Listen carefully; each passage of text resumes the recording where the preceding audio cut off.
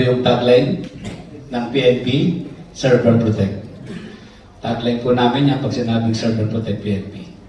Ikaw, ano yung tagline mo? Ang karakter po ni Zacchaeus, no? Pag-aralan po natin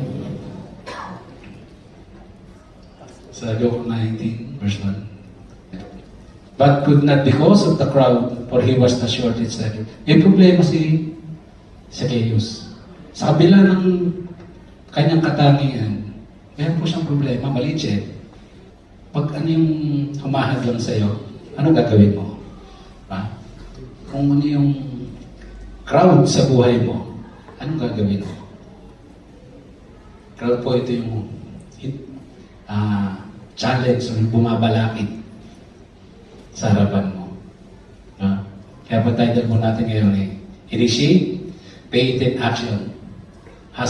#Brothers Thriving in Jesus Christ. Sabihin po thriving, ito yung ano yung gusto mong paluguin sa buhay mo.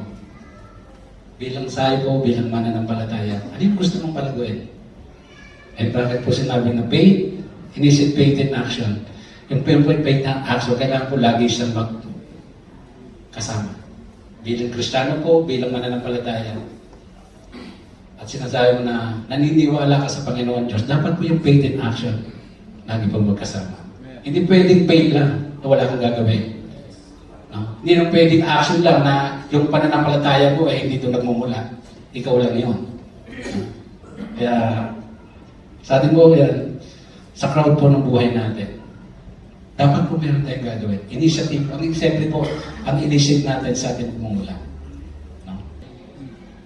Do whatever it takes to get to Jesus. Dapat gawin po natin lahat. No? Sabi mo, listen for Jesus' voice and ready to respond. No? Sa buhay po natin, repent and acknowledge Jesus as Lord and Savior.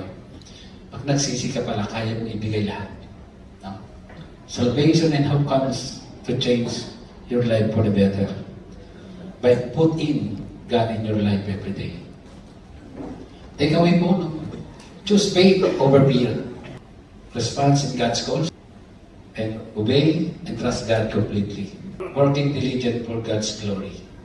Dream big to achieve our vision. And Lord, salamat sa kabilaan ng pagsubok ng buhay namin. Pinapasan mo kami.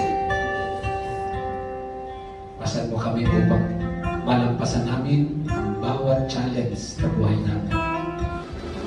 Biyaya mo'y sapat, biyaya mo'y sapat, biyaya mo'y sapat sa aking isip ako. Biyaya mo'y sapat. Mas masaya kung kasama ka namin dito sa Sion Islam Ministry. Welcome